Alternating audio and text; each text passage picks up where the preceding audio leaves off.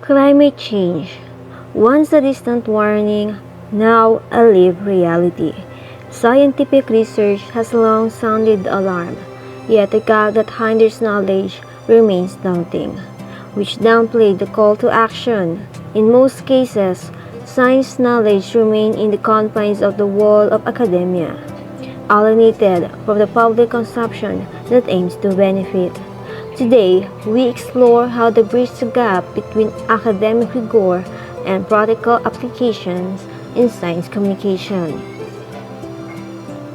That's why 9 students from the University of the Philippines Open University have identified the gaps and barriers between academia and practitioners by interviewing researchers and practitioners to achieve their goals. The study aims to address the communication barriers between academia and practitioners with the following objectives. The research seeks to explain the main barriers to explain science communication by analyzing environmental, cultural, and institutional factors. It also aims to align researchers and practitioners' perspective for better collaboration. Lastly, the study defines actionable strategies, incorporating local insights and culturally sensitive approaches, and highlights the responsibilities of communication practitioners in connecting researchers, practitioners, and the public on critical topics like climate change. In the real world, the public is in a fast pace moving forward along with a fast-changing environment contributed by the evolution of technology and ICT. Despite the convenience of communication, the gap in understanding regarding climate change buried practitioners. Let's explore how communication plays a big role in breaking down information for consumption. Do you feel that scientists use language and terminology that is easy to understand to people like you, even in the media, and especially to the public? Definitely no, because the reports that they churn out is for a very specific audience. So we as journalists, what we have to do is to translate these ideas, these terms into ideas that the general public will be able to understand. And the best way to do this is to come up with stories or relatable incidents that they can relate to, that they can identify with. Itong climate change, kailangan talaga mag-refer din sa IPCC. They have also illustrations and they have diagrams, but these are in English.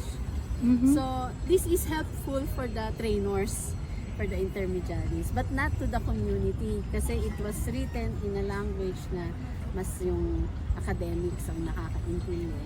So ang pwedeng gawin doon ay i-translate siya into the language of the community, pasimplihin, and then use the experiences, the direct experiences of the community. Kung gusto mong ipaliwanag ano yung mga impacts ng climate change, meron namang mga video na available sa mga social media, sa YouTube. You can explain storm surge, mga flash flood, mga call to action siguro for media outlets. Have an environment or climate or green desk. Have a desk for it, have an editor for it, because if you have an editor for it, that means you have a champion for it to get on the front page, right?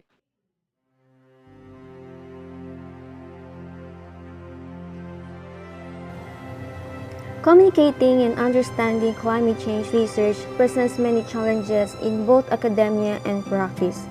Let's explore the reason behind the gaps and dive into the inputs of specialists, experts, practitioners, and students who can share their insights behind the causes of these gaps. Misunderstandings when it comes to climate change is definitely the technicalities. There are a lot of laymen. The difficulty siguro bilang isang professional naman na nag-aaral regarding climate change, somehow I can grasp the basic concept, pero the problem lies within the difference in parang geography or location. Kasi mayroong mga climate phenomena na familiar sa atin. Tapos hindi naman siya familiar sa ibang lugar. Halimbawa tayo kasi ay nasa tropics. So iba yung season natin sa season nila. So iba rin yung mga terminologies na ginagamit natin. Now for us, hindi ganun kahirap, pero pag ipinapaabot na yung the information or the message doon sa mga nasa grassroots level, yun yung parang nagkakaroon ng problema. Yun. Is na you need to change certain jargons to make it more understandable to the public. Yeah, that's one thing of the one of the challenges that I have encountered, especially that I am not in masters of or major of or academically inclined with communications. But why I'm inclined, where I am inclined is to understand deeper understanding the language of the people. What Yung mga misinformation or disinformation na pinakamahirap i-debunk or pinakamahirap labanan ay yung mga nagagaling sa small grain of truth. So when you say, for example, something conclusive na ang lahat ng puno ay green ang dahon, and then someone says, hindi naman green ang dahon ng puno, tignan mo yan, brown.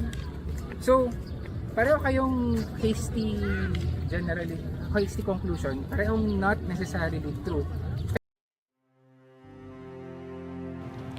With this, Master of Development Communication students of UPOU conducted the research through walking interviews on identifying the gaps between academics and practice in science communication.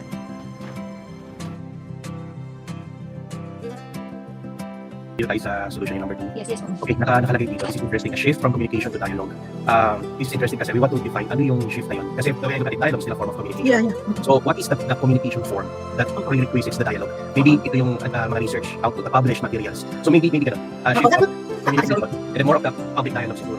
So what I'm saying is maybe we can define ano yung form of communication na baseline that would necessitate the dialogue. Actually, kinaracterize po, Sir Rom, kinaracterize yun doon sa mahaba yung mga articles, no? Ang characterization nila ng, kaya siguro, yung dialogue, kasi parang akala mo yung dialogue din ng communication, it's a form of communication din. Pero kasi parang itutukoy ng communication actually there is yung linear communication.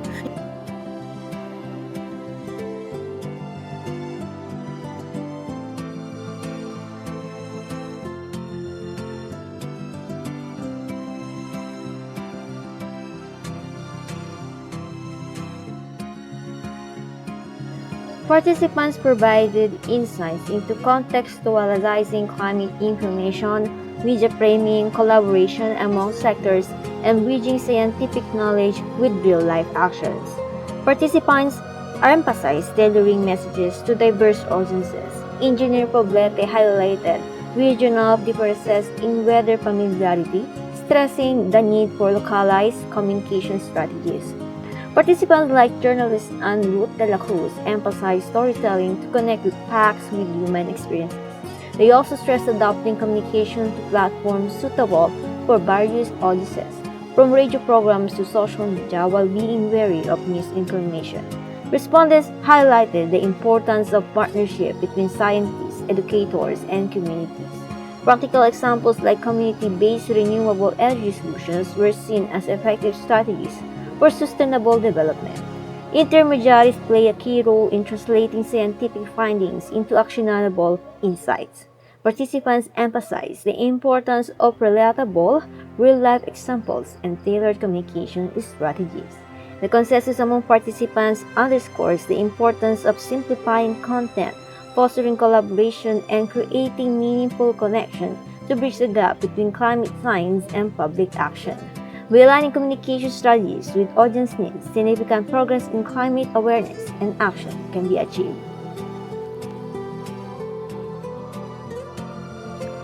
Bridging the gap between academic and practice in science communication is not a small task. But as we continue to build this connection, we pave the way for a future where science serves everyone, clearly, effectively, and inclusively.